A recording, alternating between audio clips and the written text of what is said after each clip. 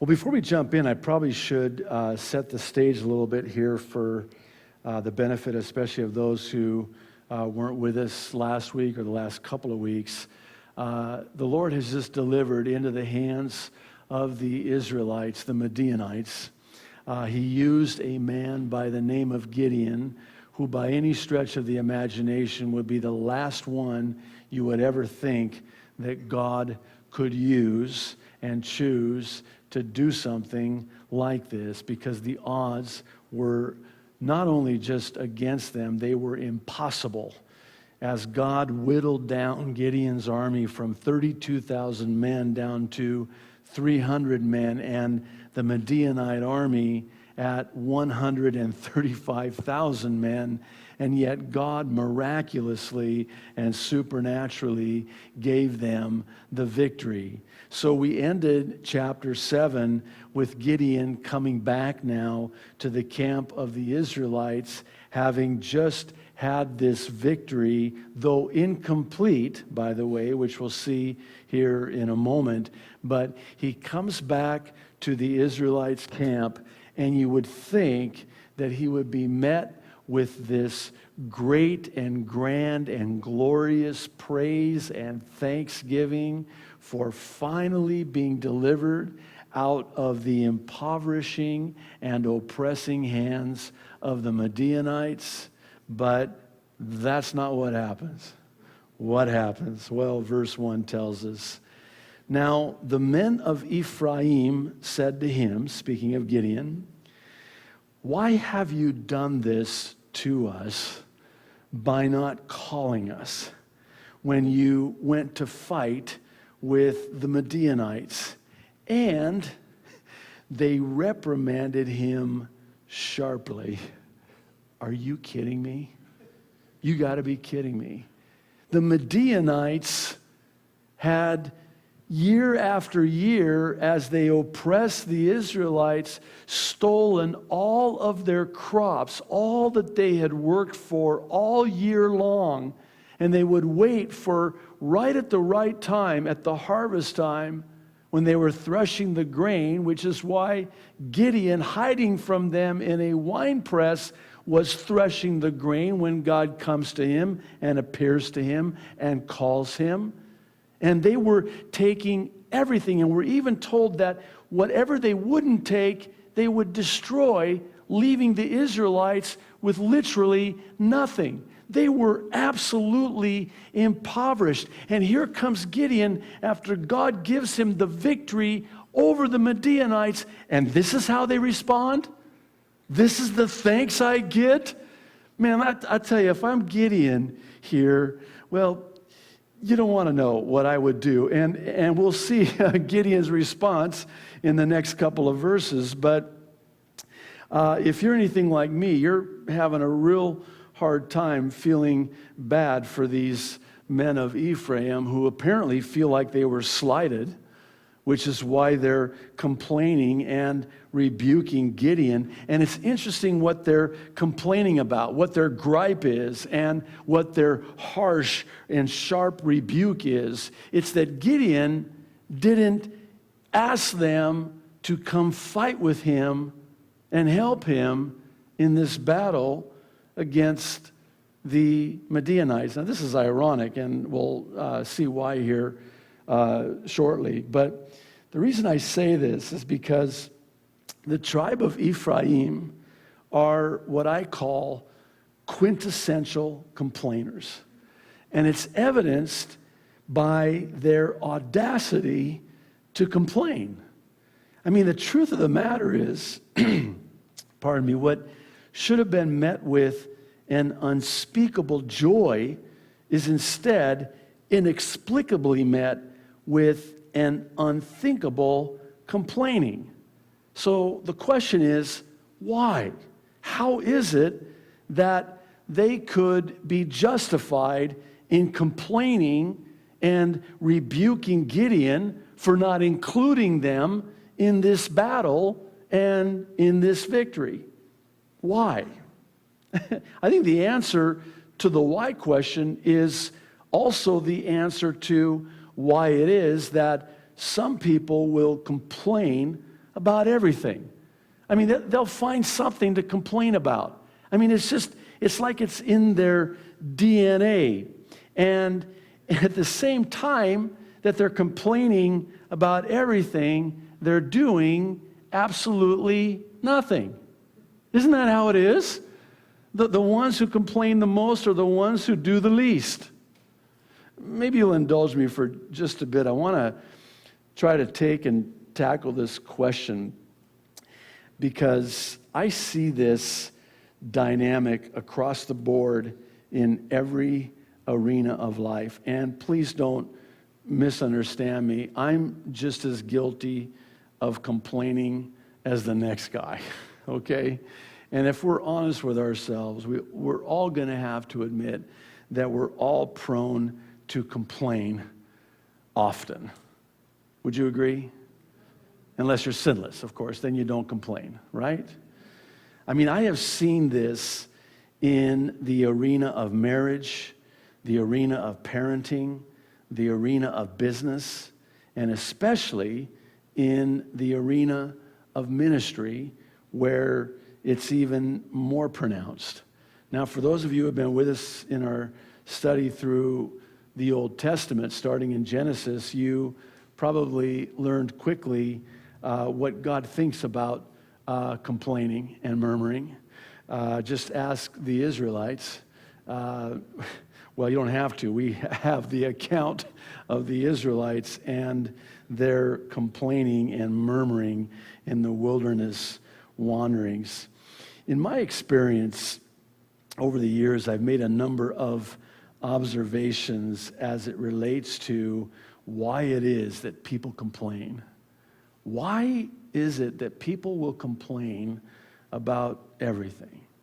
For lack of a better way of saying it, I think it would be safe to categorize them as chronic complainers in that it's continual.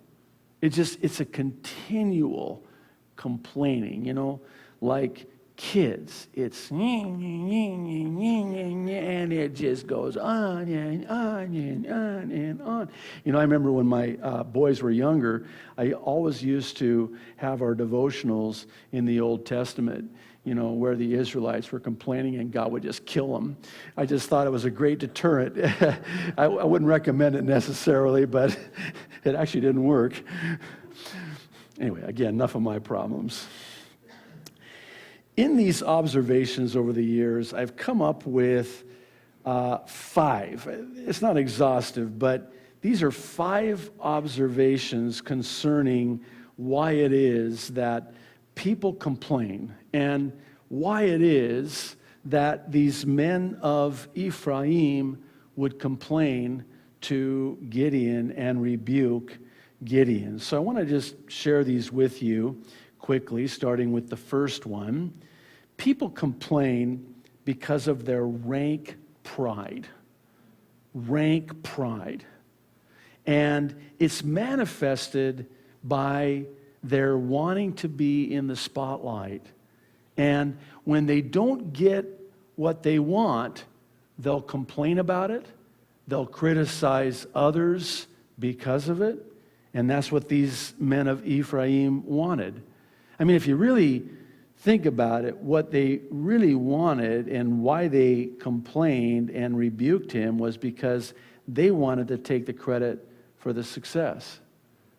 They wanted to, touch the glory, as it were, and so much so that they even accused Gideon himself of taking the credit for it instead.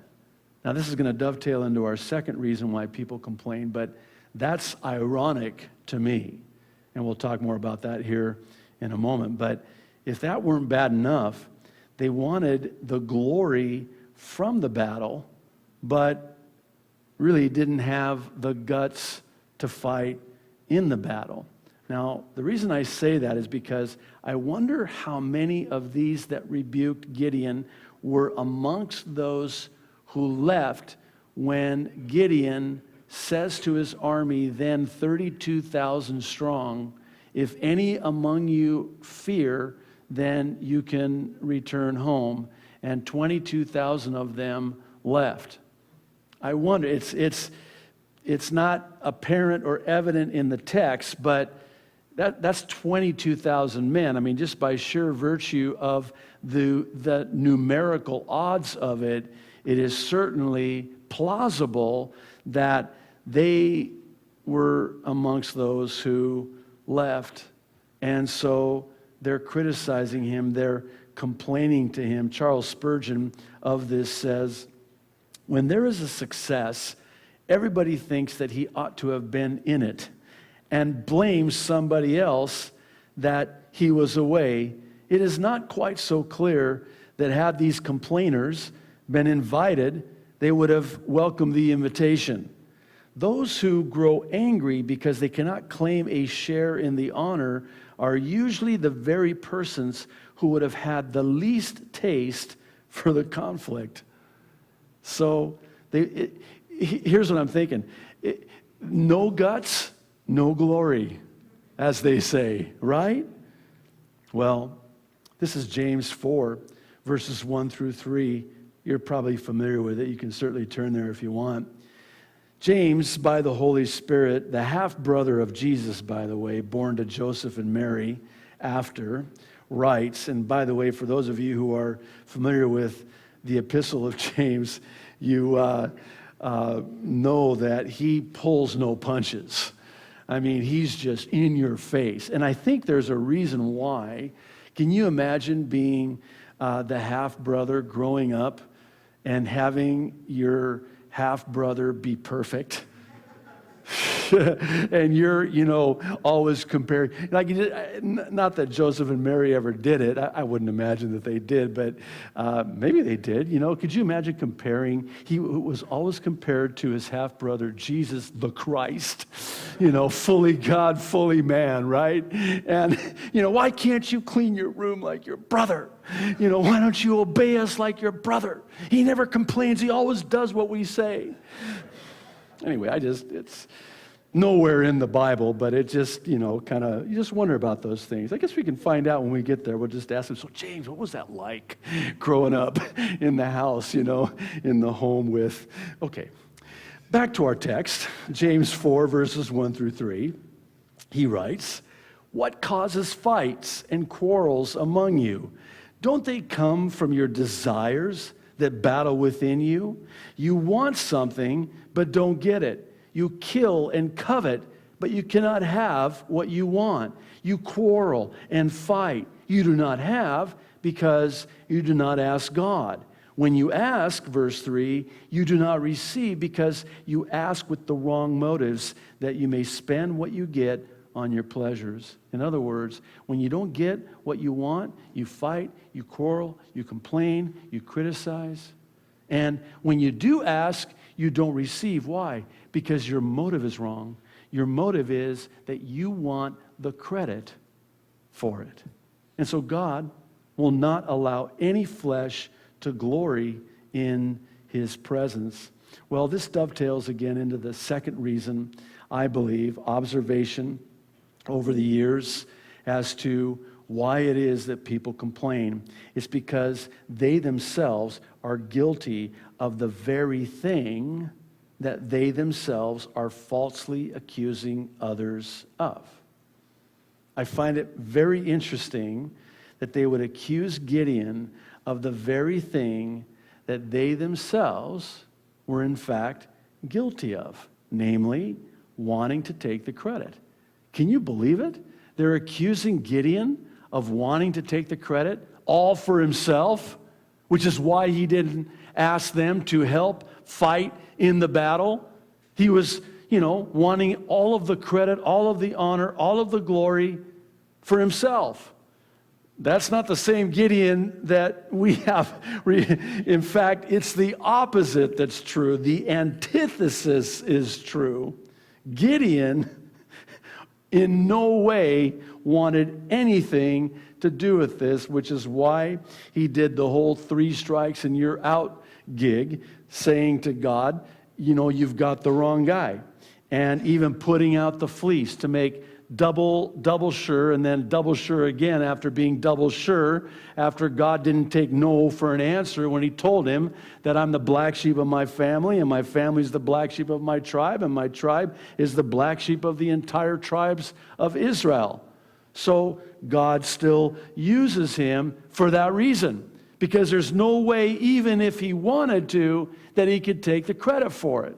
And it's also the same reason that God reduces his army from 32,000 men down to 300. And for those of you who were with us during that study, you understood that these 300 men were chosen by virtue of how they would drink water from this spring. And it's believed that the reason why they didn't get down on their hands and knees and stick their face under the water and drink like the other 9,700 men did was because they couldn't. Likely they were the lame, blind, and crippled, if you will.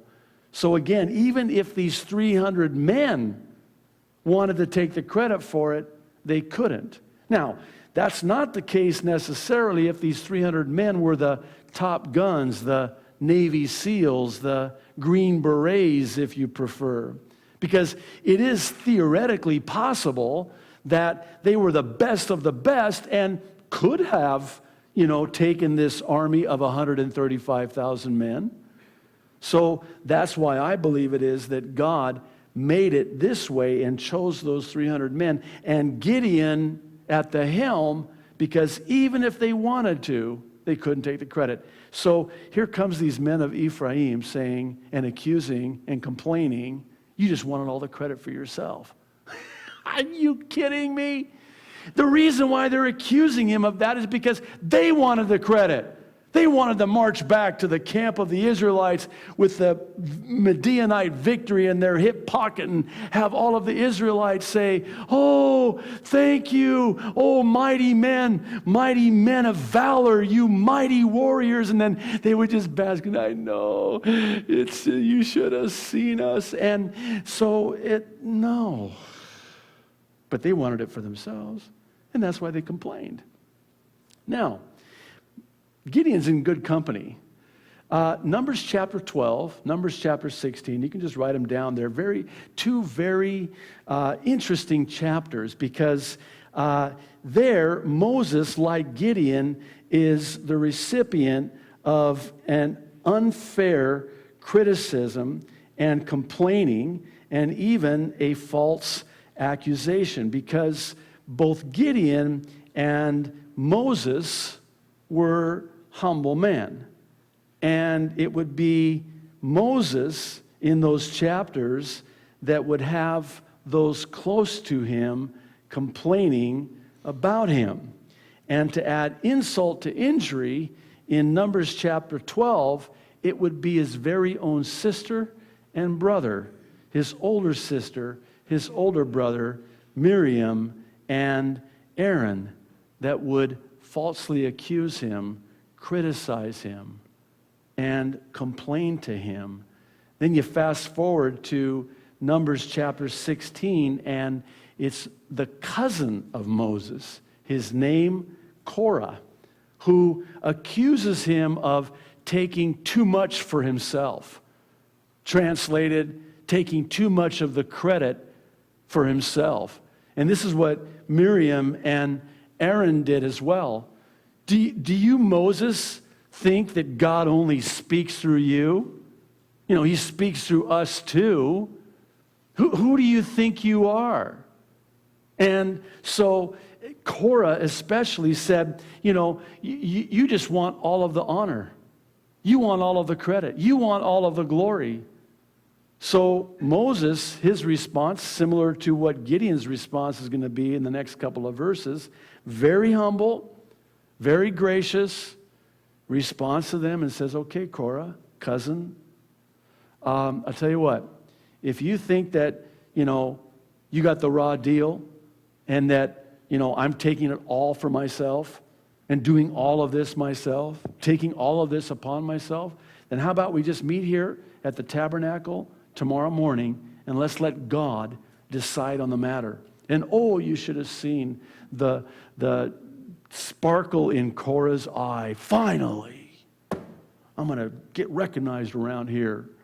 And so he's got his leaders, 250 of them, and they meet first thing in the morning at the tabernacle. I don't know if you know the story. Maybe you do. We studied it when we were in the book of Numbers. But God didn't actually care too much for Korah's idea, because Moses was his man, just like Gideon was God's man, not the men of Ephraim, not Korah. And Miriam and Aaron before them, severe. Miriam with leprosy, and God judged them harshly. How dare you?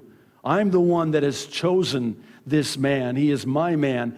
Gideon is my man. And he's not doing this for his glory.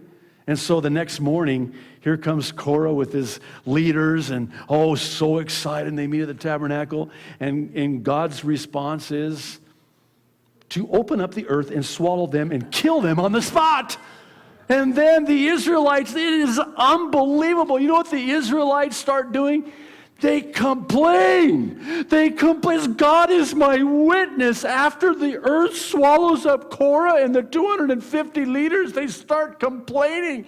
And then God just starts killing them. This is, man, Hollywood is missing it, man. Hollywood is missing it. This would be a great movie.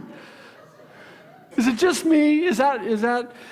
Anyway, seriously, I mean, can you pick? This isn't based on a true story. This is a true story. This actually happened. And God just starts consuming them and killing them. And Moses and Aaron start pleading with God, God, please stop. And then God's like, no, man, they're complaining. They're complaining. This is what I do with complainers. I kill them.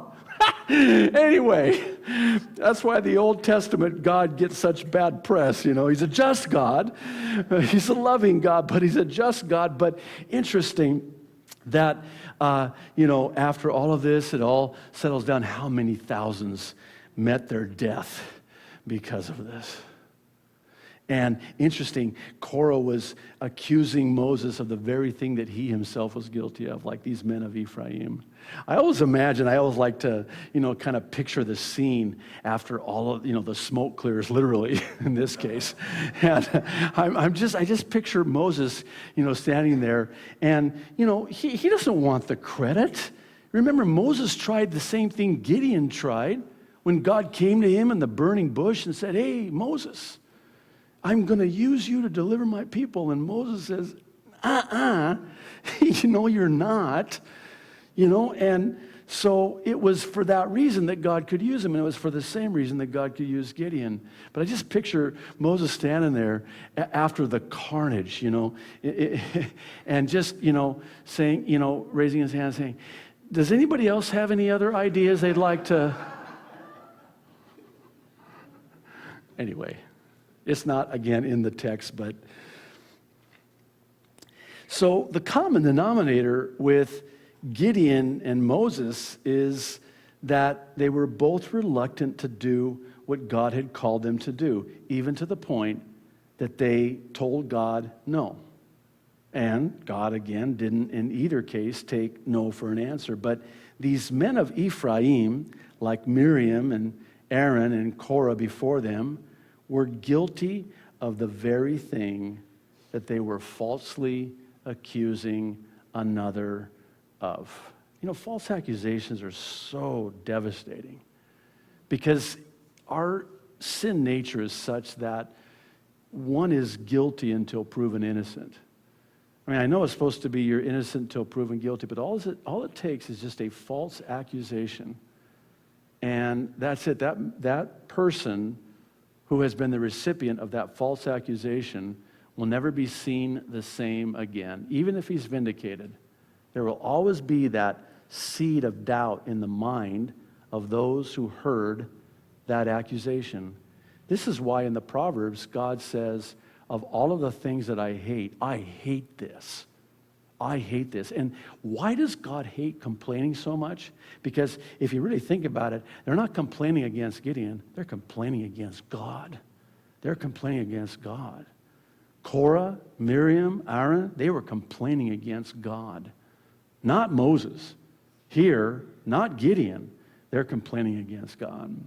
Well, our third reason, oh my goodness, we're in verse 1. Okay, just hang on. Third reason, third observation as to why people complain is because they have a false sense of the role of their own importance over others. Now, notice, and it's not so easily visible at first glance, but notice how in their complaint, in their sharp rebuke, it's all about them. Listen to what they say. They say, "Why have you done this to us? And why didn't you call upon us?" They have this overinflated, overstated role of their own importance in their own mind. And interesting, I believe it's also evidenced by how sharply they reprimand Gideon. And the reason being is that people will be sharp with those whom they perceive as inferior. Think about this. If I perceive someone as being inferior to me, and I am harboring this attitude, this air of superiority, what will my response to be to those whom I perceive to be inferior? Will I not be condescending to them? Will I not be harsh with them? And conversely, am I not that way? I know that's not proper sentence structure, but I'm not that way with those whom I perceive to be inferior to. I would never talk that way to a law enforcement officer who was pulling me over for a traffic violation. That's never happened, by the way. I have a perfect record. I'm an upstanding citizen of the community. I obey all of the traffic laws. But that person is in a position of authority over me and has that God-given authority over me. And if I don't perceive them as such, then that will explain my attitude and my disrespect in how I might respond to them, see? So this is, again, what I believe is the reason why people complain. The fourth reason people complain is because they falsely believe that they're somehow entitled and owed. And this notion usually comes packaged with the life isn't fair mentality. Now, these men of Ephraim would be known for being the most negative of all of the tribes of Israel. They were the ones that would stand out above all of the other tribes as being the most in terms of complaining. This tribe, the men of Ephraim, were known for complaining the most. And it's because they had this thinking that somehow they were owed something. Gideon owed them the courtesy of at least allowing them to take part in the battle. See, whenever I adopt this mindset of thinking that the world owes me, or worse yet, God owes me because I'm entitled to it, then it's just a matter of time. I'll be in for a very rude awakening. And I think this is where Christians get into a lot of trouble. Pardon me. There's this faulty belief that somehow God owes me happiness. God, I'm entitled to a, smooth and happy Christian life. I'm owed it. I gave my life to Christ. I'm walking with the Lord. I tithe. I read my Bible. I go to church. God owes me. You know, it's interesting on, not this Sunday, I guess it would be the next Sunday, in Romans 11, about verse 34, Paul quotes, I think it's Isaiah, saying that God owes no man. God owes no man. Who can counsel God? Who can know the mind of the Lord? He quotes Job and he quotes Isaiah. In other words, who do you think you are? You know what God owes you? Now, please, I know this is going to sound harsh, but you know what you're entitled to? You know what you deserve? You know what I deserve? What I'm owed? Hell, eternal damnation. That's what I'm entitled to. See, this is what they call a paradigm shift, if you will, where you get, it's, as a former boss of mine used to always say, it's stinking thinking, and you need a checkup from the neck up. You're thinking the wrong way, and God owes you nothing. You owe God everything. You owe a debt you cannot pay, which is why he paid that debt that he did not owe in your stead. That's a paradigm shift. And here's our fifth one. We might have to end with this, my goodness. People complain because they don't like what they hear God say. And or they don't like what they see God do. You got to know that they were just beside themselves that God would choose Gideon. I mean, I'm sure they knew who Gideon was. I mean, of all people, see, here's what is at the core of it. I could do a better job than Gideon. Yeah. You know, it's interesting, as the pastor, a title I don't wear very comfortably, never have. I don't know that I ever will. Maybe that's a healthy thing. But, as the pastor, I'm always faced with this, pulpit to pew dynamic where, I am keenly aware that there are many of you who have been walking with the Lord longer than I have. And many of you that know the Word of God, maybe even more than I do. And probably with that, fancy yourselves as being able to maybe do a better job than I've done. And you know what? That's okay. And it's probably true. But here's the problem. God called me. And I told him no. I said, God, no. I mean, you can't call a former drug dealer and car dealer and make him a pastor, not much of a difference, by the way, and make him a pastor. That won't work. I've never been to college. I barely made it through high school. God, you've got the wrong guy. And God says, that's why I'm choosing you, because I'm going to choose the foolish to confound the wise. Now, I remember when my pastor, this is many years ago, for the first time, asked me to fill in for him. I wasn't on staff. I was on his board at the time. I was, what you would, I guess, consider a lay pastor. And I remember the first time I totally refused him. And I felt bad afterwards. I told my pastor no. And, but a year later he says, no, I think you need to, take and do a midweek Bible study. And it was like it was yesterday. I stood up, and this is, you have to understand, a mega church. So our midweek Bible studies were like 700-800 people. So here I am. I get up there now. I am on my face. Oh, God.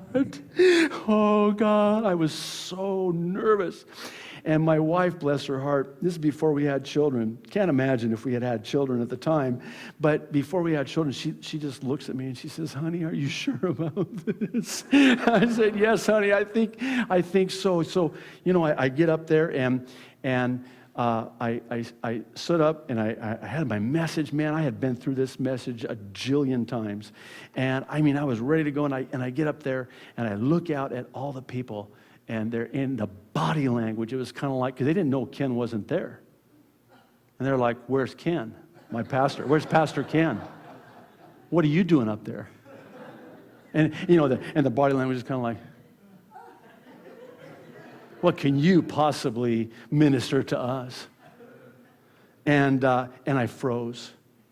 And it seemed like, I don't know how long. My wife told me afterwards, she said she almost threw up when, because I just froze. I didn't know what she said. I'm like, and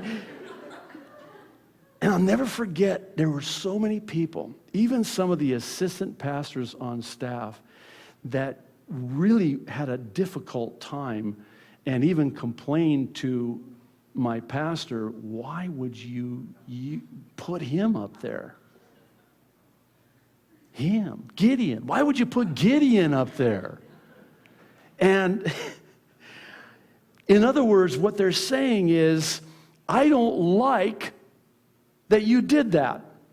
God, I don't like whom you used to do that. I think it was a bad choice. Translated, you should have chosen me. Thus, the complaining. If you peel back all the layers of this complaint and the false accusation with it, what you'll find at the core is that they just didn't like the way God brought the victory. It wasn't their way. Well, surprise, surprise, newsflash, our ways are not God's ways. His thoughts, not ours. I mean, perish the thought that our thoughts are God's thoughts. And think about this, and I think it's J.B. Phillips once said, if God is small enough to figure out, then he's not big enough to worship. If his ways aren't higher than our ways, his thoughts beyond our comprehension, then he's not God. I mean, if our thoughts were as God's thoughts, then he wouldn't be God. That would be really scary, wouldn't it, by the way? If how I think is how God thinks, I can't even imagine. But this is textbook in the sense that they're complaining against God and who he would choose to use in order to bring about this victory. They're complaining about how things are run around here. As if, they could have done it in a better way than God did it. Here's the bottom line, and we'll close and pick it up, verse 2, next week, Lord willing. Here's the bottom line. Complaining and accusing should never characterize a Christian, let alone take up residence in the life of a Christian. This is Philippians 2, verses 14 through 16, where the Apostle Paul writes, "Do everything without complaining or arguing, so that you may become blameless and pure, children of God, without fault in a crooked and depraved generation, in which you shine like stars in the universe, as you hold out the word of life, in order that I may boast on the day of Christ, that I did not run or labor for nothing." You know what sets us apart as believers is when we don't complain as the world complains. Even though it could arguably be justified. How about in the workplace when something unfair takes place? And all of your coworkers are complaining and grumbling and murmuring, and here you are with this sanctified calm. You know what? The Lord knows. The Lord will one day make the justice of my cause shine like the noonday sun. Those who, do evil, and I'm not going to fret over them and their evil ways. Their time is coming. I don't want to complain. I don't want to be like them. This didn't catch God off guard. God isn't surprised by this. He knows exactly what's happening. So for me to complain, I could become dangerously close to being guilty of complaining against God. Because, see, it's subtle, but it's a complaint against God. God, why did you allow that to happen? And you're complaining against God. Why did you allow that to happen, God? You're complaining against God. I think there has to be a peculiar nature about us as believers, and we need to be marked by those who do not complain. It can never be said of us that we're complainers. Why don't you all stand? Father in heaven, thank you for your word. This is one of those studies that you just kind of walk away from with that question mark of, Lord, am I guilty of this? Lord, if that be the case, we do want to give you permission to search our hearts and see if there be anything that would keep us from hearing you, knowing you, loving you, obeying you. Lord, if we have been prone to complaining, would you show us that, reveal that to us, that we might repent, that it might be removed from our lives, that we, like Paul says, can be found blameless. Lord, thank you. We love you. In Jesus' name, amen.